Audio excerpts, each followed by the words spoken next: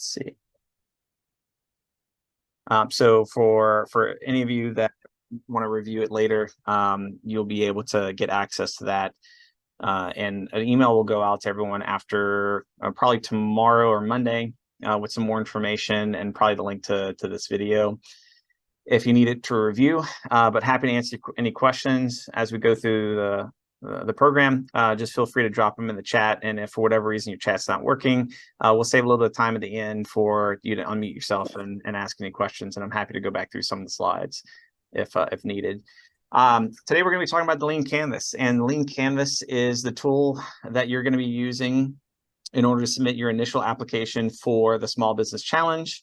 You know, we're really looking forward to this program. I think it's a phenomenal, you know, way of bringing together new ideas and kind of seeing what can be created for an amazing space in the community. And so this is going to be your first chance to see if you can make it through the next round by utilizing the Lean Canvas. And for those of you who are not familiar with it, it's basically a one-page business plan. It really just highlights the 9 major building blocks of an initial business plan, of which you would, of course, want to go deeper. And as you go through the contest, you will need to, but it allows you to kind of express the story and the vision of the business that you're creating or looking to create on a one-page plan. All right, so this is pretty much it, and I know that links have gone out to everyone who went to the info session. You can also go to LafayetteBusinessChallenge.com to find out more information about it, and that I believe this PDF is linked to that. Also, anybody who received the email to apply, there's a short video that's going to be shorter than this video, kind of describing how to fill it out and what all the different blocks are, as well as a PDF version of this. But the format that you're going to be submitting it in is a form version. It's not going to be laid out like this, but it will ask the same questions. So once you format it this way, you can feel free to go in and then go straight into the application and fill out the answers from there. But we're going to be talking about each of these separate blocks as we go through this workshop. And feel free to stop and ask questions as we go. So the first block is going to be on the customer segments, and that's really where we recommend you start filling out the canvas, because a lot of it just really you know, depends on who your customer segment is and who you're focused on. And so what you want to try and answer in this block is, who are you solving the problem for? And I know a lot of people asked before, like, okay, what if I don't necessarily think I'm solving a problem, but I'm more of taking advantage of a market opportunity? And that's fine. That's fine. Whenever you get to the problem section, you can kind of just take that alternative route and just say, like, here's an opportunity I believe I'm solving for. But honestly, most of the time, whenever you're trying to, you know, provide a solution or some sort of value to a customer, there is some sort of problem that you're solving for them. That can be access to something in a community, or it can be, you know, there's trending data that shows that there's an interest in something that is missing in the community. So those are still, you know, potentially opportunities, but also a problem because people don't have access to those types of things in the community. Let's see, somebody's not getting any audio. Is anybody else having issues with the audio? Can everybody else hear me? Let's see. Okay. Yeah, sounds like other people can hear. Corey, I'm not sure what's going on. Maybe it is your speakers or something like that. Catherine, if you can respond to her in the chat and let her know, it might be on her end, and we'll see if we can get that taken care of. But I'm gonna keep going forward. So as you fill out the customer segments, try to make sure, especially if you're thinking that this is a B2B business. I know that this specific use of the Lean Canvas is going to be really focusing on, okay, well, like, this whole competition is for a very specific space. And part of that competition is having the use of that space and how you're really going to activate that space and the resources around it into mind. And so, you know, that's really going to help drive your decision making whenever it comes to, what do I need to put here for my business? This is your opportunity in this block to really also kind of touch on that and say, you know, this is who I'm targeting, and the reason why is because, you know, like, maybe they already come to the area if they're coming for a festival, or like there's going to be a new playground that is built right next to it. And so how can you how can you like take advantage of that? And so let's just say you've identified a customer that is likely to go to that region because of other surrounding businesses. You know, and they might be looking for something else while they're there. How can you kind of play on that? And so you don't necessarily just want to go in and say, my customer is you know, adults between the ages of, you know, 25 and 40, you know, who maybe have kids. Like, that's great information, but you really want to identify a group of people that are looking to do something or get something. You know, maybe you've determined that there's a ton of great food places, not enough places for dessert. And so I'm activating like all these people who are looking, who are going and eating downtown, and afterwards they're looking for a great place to go and eat dessert, you know. Or maybe you're looking at specifically how do you activate it for the kids and parents. And so I'm, you know, targeting parents who have kids between these ages, who are looking for a great place for them to play and be entertained while parents are maybe doing something else. And so it's not just about the demographics. It's also about actively activating, like, what are they trying to do, and how can you use that space to your advantage. And so you want to think about like what motivates them to look for a solution to the problem that you're trying to solve. Understand the difference between your customers and your users. Also, this is something, you know, it's a little bit different because this is a little more targeted as the, you know, the types of businesses that will go in there. But ultimately, you can look at it from a standpoint, if you're doing something that's very family friendly, then your customers are going to be the people that are paying you, which are probably going to be the parents. And your users, if it's very kid friendly, you know, the users are probably going to be considered like the kids. Like, they'll utilize a lot of the services or space around the building. But ultimately, the people that are paying you for your services are the parents. And so they would be the customers. And so it's important to understand the difference between the two, in case you're really trying to show that, like, you know, there's a lot of people that are going to utilize this and benefit from it. But not everybody's like the customer. There's a lot of users component to it as well, but we are directly generating revenue from the parents, so to speak. And so zero in on early adopters. And so that's the bottom part of the canvas, and or sorry, the bottom part of, I'll go back real quick to the customer segment here. And so you might talk about like, well, here's all the people I potentially think are my customers, but here are the people that I'm really going to try and activate early on, or I think are the most in demand of this, you know, and be as descriptive as you can there to kind of show that you understand the difference between everyone who could potentially be your customer, but the people that are probably going to, come and visit your place the most. Okay. So now we're going to move on to the problem section. And what problems are you solving? And I kind of touched on this already. Like, if you're kind of stumped as to like, well, am I really solving a problem, or I'm just, you know, I see a trend, you know, or I see people showing more interest in something. Like I said, the problem really is that you're solving for, there is a lack of X in the community, and I have data, or I have, you know, something that can help me prove and show that there is a need for this, there's a demand for it. And so that is a problem that you're solving, right? And so hopefully that kind of helps with any of you who might be kind of thinking like, I'm taking more advantage of a market opportunity. Yes, but there's always a problem that you're really solving there. And then prioritize the top 1 to 3 problems that you believe are the most pressing for your customers. And so you don't want to just go in and list out like, here are all the things that, you know, we believe our customers are having issues with that we could potentially solve for. Just think about, what are the top 3 things? What are the top 3 things that they're seeking for a solution for, that you're going to provide a solution for, that would drive traffic to your area and to your business. And then you also want to list any existing alternatives, and that's at the bottom there on this slide in the section here. Under problem, it's existing alternatives. And a lot of people, you know, yes, that is your competitors, but however, the problem there is that you don't want to just list your direct competitors. So if you're, you know, looking at creating some sort of food place that is maybe it's like Italian food, you don't necessarily want to just go and list like, well, here are all the Italian food restaurants. You don't necessarily just want to list all the restaurants in general. You really want to look at it from a standpoint of like, if people are trying to get this value that I'm looking to provide, what else would they do in our community to get that, you know? And being able to clearly state that and show that I know that this is basically what I'm competing against. It's not just other restaurants, but it's these other sources of entertainment or things to do in Lafayette that I believe people who fall in my customer segment would be also interested in. then it allows the judges and people that are reviewing this to understand that you understand the hurdles that you're going to face and how you need to be competitive against those other existing alternatives. So for an example, existing alternative for a coffee shop could be buying coffee grounds at the store and brewing coffee at home.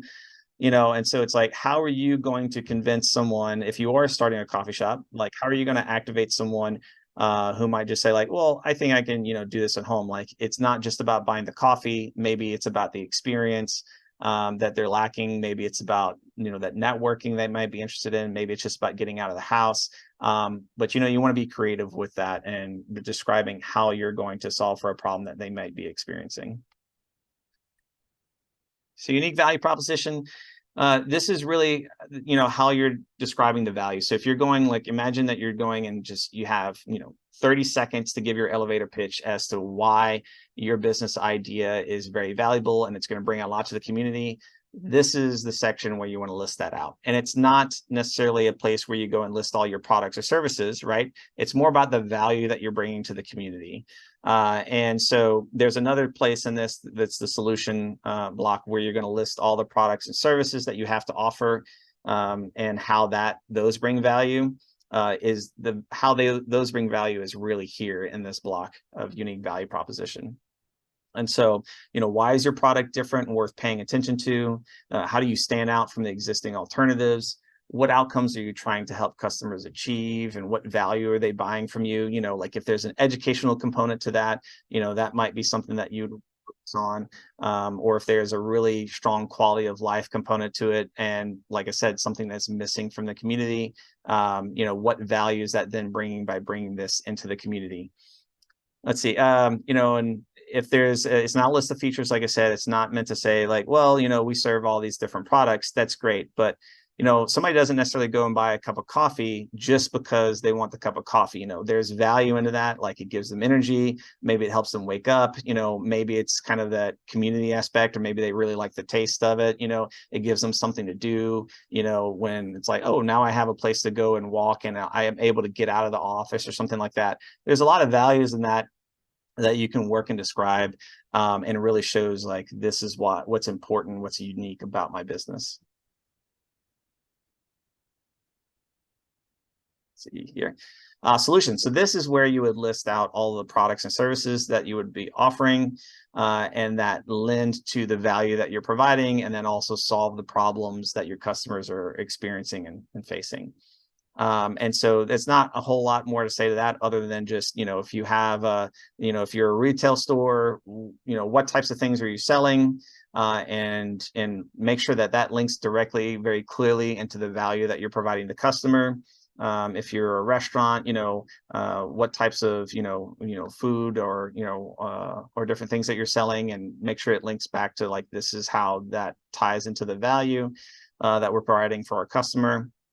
And so for each problem outlined in your problem box, you want to make sure that you briefly describe how you would solve it with a feature of your solution. So, if it's like the problem is that they don't have access to, this type of cuisine, it's like, okay, well, like, here's the different types of cuisine, like types of menu that we're going to offer. And, that way it clearly makes a connection between the problem and the solution there. Channels. This is basically like all the different ways that you're going to engage with your customers. We see a lot of times people just put social media or something like that, it's like, or their website. It's not just that. You really want to think about, what are all the channels that you own? Obviously, one of the channels is going to be this building, like your brick and mortar. If you win this competition, one of your channels is going to be that, obviously. However, what's really going to help you win here and stick out is by being able to show exactly what other channels you're utilizing to engage with your customers, and make sure that they're constantly aware and thinking about your products and services, thinking about your business, making it really easy for them to engage with you and be aware of your business. And so if you do list something like social media, you got to be a lot more specific about it. You can't just say social media. You have to be able to clearly articulate how, there's certain channels that are better for you to engage with your customers. And maybe that's through Instagram or TikTok or LinkedIn or Facebook when it comes to social media. But maybe it's not. Maybe there's more like physical local channels that you would focus on, like billboards, like digital billboards. Or maybe you go to the, farmers market or something like that, and you use that as an opportunity to promote it, but then you try to push people back to your brick and mortar. Think about all the different places, locations, channels that you would use to engage and interact and raise awareness about your product and service. And then, make sure that you're putting that in here. So that way the judges and the people who are reviewing this know that you're not just like, okay, as long as I blast this out on social media, I'll raise awareness. No, everybody is doing that, and you have to be able to stick out. So you want to clearly be able to articulate, this is how I plan to stick out and continue to engage with my customers outside of the space that I'm trying to compete for. So revenue streams. So this is ultimately, how are you making money? How are your customers paying you for the value you're delivering? And I'm gonna just kind of, based on kind of what I'm hearing from people, I think a lot of this is going to be transactional. But hey, there might be a business that comes in, and like, we have, not only do we have products that we offer on a transactional basis, like, you come in, you pay for this cup of coffee or this dessert or this food or this, article of clothing or this book. And that's kind of the end of story until you come back again.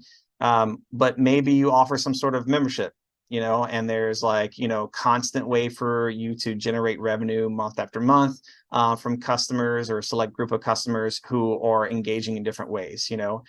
So like, let's say if you were creating like a bookstore, maybe you create some sort of book club, and people can pay for membership. And so it's not just about selling like the books, but it's also about having this other activity that people are paying you for. And so that would be like different types of revenue streams. If you are just purely transactional and you're looking at like, okay, like I just sell my products and that's it. A good thing to do here is just kind of briefly list, kind of like in the solution, but briefly list like your main, things that you're selling, and then put like an average price point that you believe will be typically what we generate from customers. And that would be good enough there. But I would encourage everybody to be a little bit creative with this, because honestly, I think revenue streams and being able to generate reoccurring revenue for a business that's typically purely transactional is a really great way to show that you're being creative about how to be sustainable and create sustainability for your business, and also to keep people engaged.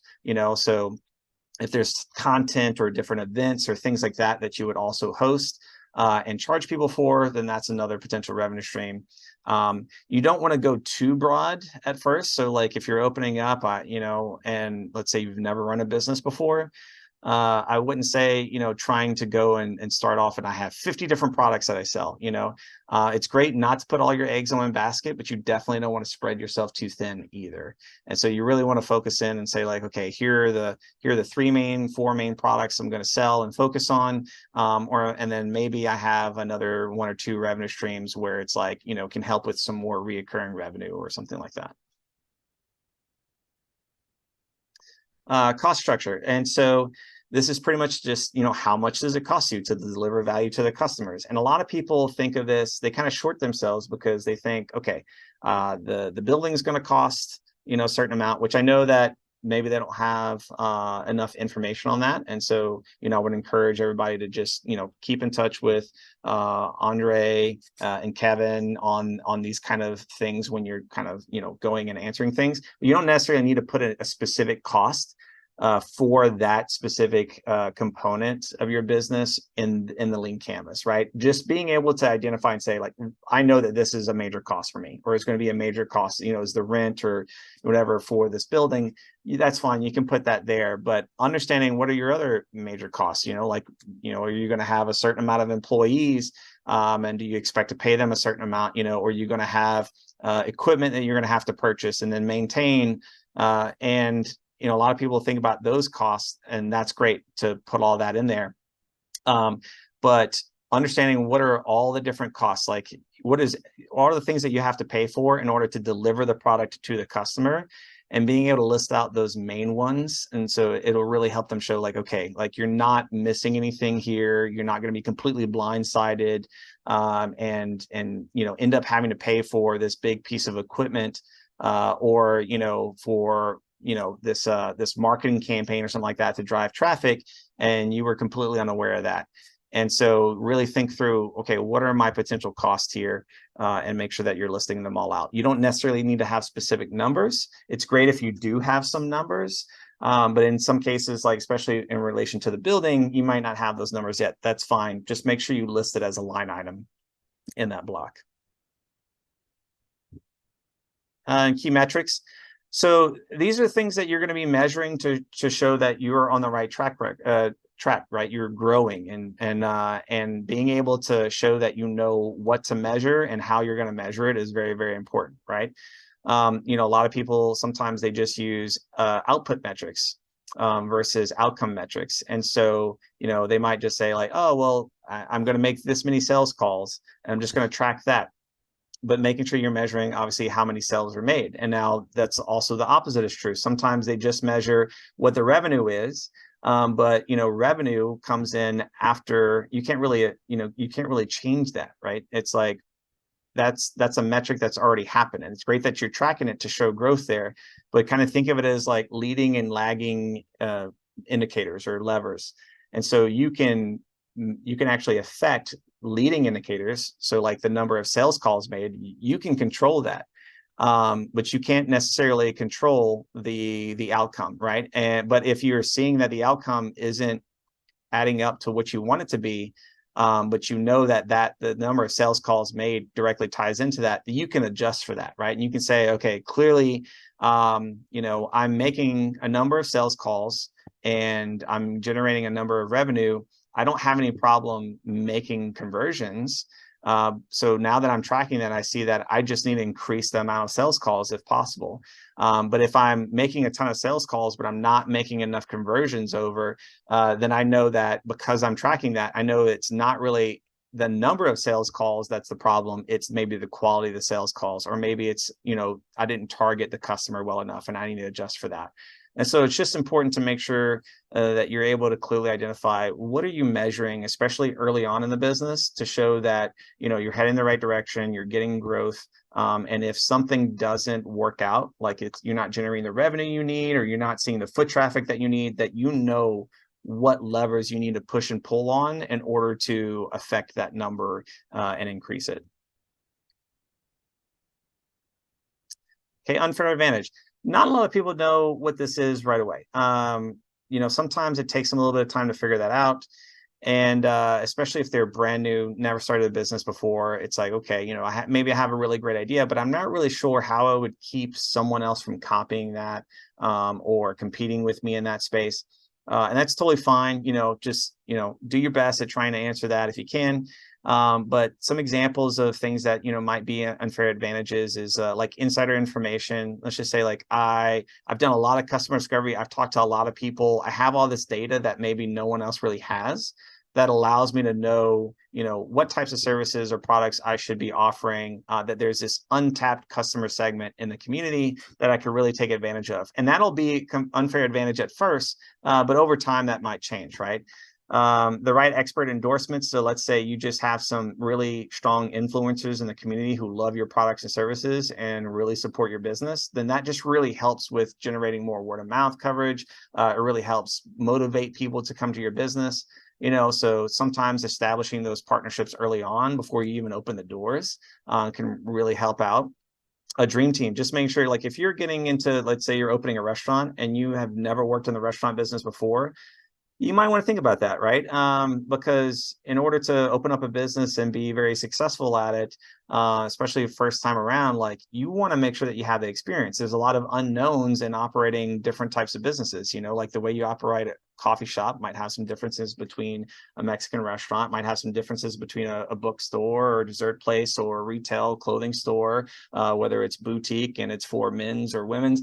And all of those have slight differences in some cases. In some cases, they have very dramatic differences in how the business is operated, and like costs associated with it, and how you target and what channels you use to target your customer demographics. And so you want to make sure that you can clearly articulate you know, this is our maybe unfair advantage at first, is just like we have the right team in place. Like we have experts on our team. We know a lot about this industry, and we know a lot about the customer segment that we're targeting. And we know how to make this business operate in a very sustainable and cost-effective manner where maybe other people do not. And so that's something that maybe at first you really want to think about. Network effect. If you have, let's say, you know, you have a strong community of individuals who are really kind of on board with this, you know, let's say a lot of existing, you know, restaurants that just have a huge like fan following, right? It's like hard for maybe another restaurant to come in and compete with that if they're trying to do something similar, because people are just already fans of this other place. And so how do you kind of, you know, jump in there and from day one have a network effect? And sometimes that's honestly one of the harder things to do. But if you can really start thinking about how to generate interest in your business before you ever launch it, and really get a lot of people talking about it and interested in it, you know, and sometimes that's like, okay, well, before we ever open up this brick and mortar, can I, you know, get the word out? Can I get samples out? Can I get people like engaging with my products and services and testing them out and, you know, getting excited about them? And then when I open up, I've got all these people who are really excited about it. Word of mouth is just traveling. And, you know, if somebody else wanted to copy what it is that I'm doing, it would really be difficult for them to do that, because I already have most of the existing surrounding market who's interested in this product or service on board with what we're doing, you know, and as customers. Let's see, a community, kind of, you know, similar there. Like, do you have a community, that a support system, like people can feel like they're getting really involved and engaged with your business? And does it provide, do they think it provides something to the community and they support that? Existing customers, you know, if you're an existing business now, you're looking at expanding, or you're looking at open up another business that, you know, is different, but still maybe serves similar customer segment types, then you can use that to your advantage, right? Because you're pretty much opening up day one with a list of potential customers that you already have the ability to reach out to and connect with. And then SEO ranking, that takes time to build up. But having a lot of content online that links back, and, you know, it makes it a lot easier for you to raise awareness and continue to generate awareness about your business. Let's see. All right, so I'm gonna stop here just to see if there's any questions about the Lean Canvas. Like I said, it's short, sweet, very simple to kind of fill out, but difficult in a sense to really master, I would say. But we, you know, we don't expect anybody to spend more than like an hour filling out their Lean Canvas. At least not the initial first round. I encourage you, if anybody is like, okay, I kind of want to play around with it a little bit, then start working on it now and review it and kind of go back to it and think about the things that you're making big assumptions about. You know, if you're like, I'm not really sure if I'm super confident that this is the exact customer segment that is maybe my target customer segment, or the channels I would need to utilize to engage with them, then that's good. Just write it down on a piece of paper. At least you are thinking about it, and then you can come back to it and edit it before you actually submit it for the competition. So I'll stop here for a second and see if there's any questions. And if anybody's having trouble like putting them into the chat, feel free to unmute yourself and ask really quickly. I guess for the cost structure, because this is a business idea, it's not my day job business. So I don't really have an idea of what, you know, the expenses are going to be. So is it okay if none of those line items have any monetary, you know, value or numbers on them? Yes. Yeah. I think the most important here is an important thing here in this block is just identifying what you believe the major costs are going to be. And you don't have to have any numbers for that. Honestly, you'll get a lot of support on that. If you make it through the first round, you'll get a lot of support on that with SBDC and LIDA and their workshops on kind of understanding, okay, and diving in deeper into understanding, okay, these are the types of costs. Here's kind of how you can research what that cost might potentially be. So yeah, for now, just that, as long as you can just list what you think the major costs are, that's good enough for the submission. Okay, great.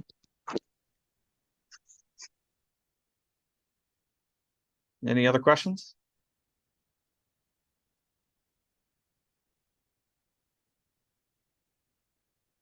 And Catherine put in the chat the link again for the application and where you can find a lot more information about the competition. Just real quick on thinking about it, I'm gonna go back to customer segments. I can't stress enough that the customer segments block and your unique value proposition block are probably going to be the two most important blocks. And I would also say the revenue streams, because it's important to show that exactly how you're going to make money and generate revenue from your customers. But customer segments, like this really dictates a lot of the rest of the stuff, right? If you're getting this wrong, then you're pretty much answering all the other stuff wrong. And so it's really important to think very clearly about who you believe your customer segments are. Because if you get that wrong, then like you might technically get all this other stuff right in the sense of like connecting it to who you listed as a customer segment. But if they're not really the customer segment you should be targeting or that you can bring value to, it'll make it really difficult for you to answer the rest of it. And so I would probably spend the most time, and that's why it's the first block, right? The most time thinking about this. And then when you do that, it should be a little bit easier to go through and say, okay, well, this is who I'm trying to serve in the community.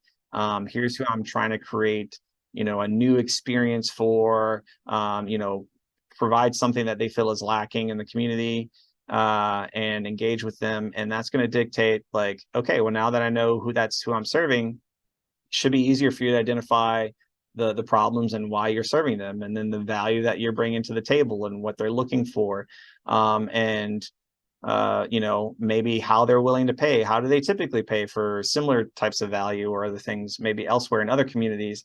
And then also channels for sure, knowing who your customer is and understanding, okay, like the average age of people on Facebook is 40 or 42 now, so if you're targeting like a slightly younger age, then Facebook might not be one of the best channels for you. I'm not saying it is or isn't, but it's just things to think about. And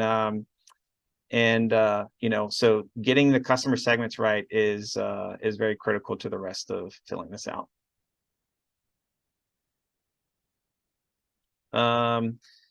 And so what's next? Keep in mind these important dates. Lean Canvas. So your submission is due by Friday, October 13th. And these will be submitted via the form sent via email. So everybody can get an email. Everybody will get an email with a form, but also you can go to LafayetteBusinessChallenge.com and find the application there. And the application is this structure of the Lean Canvas, just broken down into a format. And then let's see, participants selected to advance to the next round will be notified by Friday, October 27th. So that's when you'll know if you've moved on to the next round and you need to start working on an actual business plan, which you'll get, continued support on how to actually fill out an entire business plan and how to, kind of dive deeper into some of these other blocks that you'll initially fill out in the Lean Canvas. Any other questions?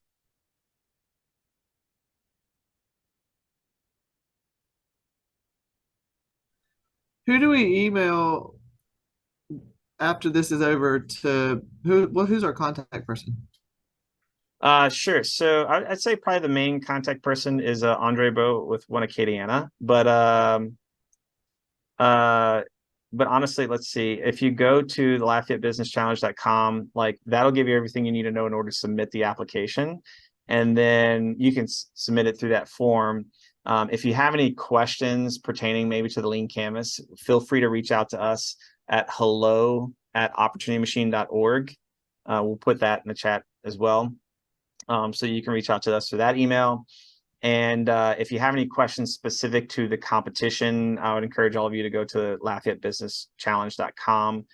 That has some information there for you to see who to reach out to. But if it's directly related to like, hey, I have a question about what should I maybe put here, or you need a little bit of advice or kind of like brainstorm and kind of talk through some of these sections, more than happy to help you answer those questions. And you can email us at hello@opportunitymachine.org.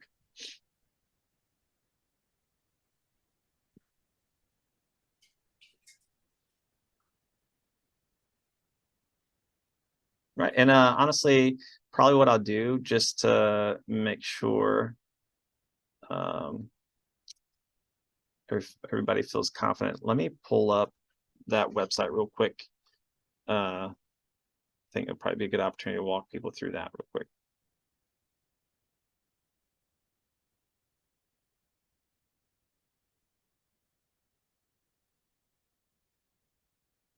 Okay. All right. Can everybody see it? Do you see the website, or do you still see the presentation? Yep. Okay. I'm gonna stop real quick, and then I'm going to share the website here. Here we go. Okay.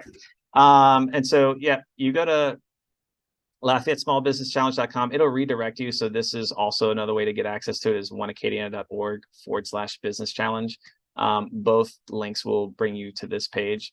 But you can see, you kind of get the what and the why, like what's at stake, what are the prize amount, 100,000, and kind of, some added details there. How do you apply? So the application is here. So you just click there, and I'll click on that in a minute, show everybody. And then recent upcoming workshops, just so you have like those important dates. And then whenever we have the recording of this session up, we'll link it here. And then, so here's the important dates, timelines, when you'll be notified, additional workshops that you'll get access to if you do move on to the next round. And then some other information about partners, and then some pictures of the spaces as well. So let's go to the application. And I'm sorry, I did see a question go through about on or by. Let's see, did we answer that? Let me make sure that was answered. Okay, yeah.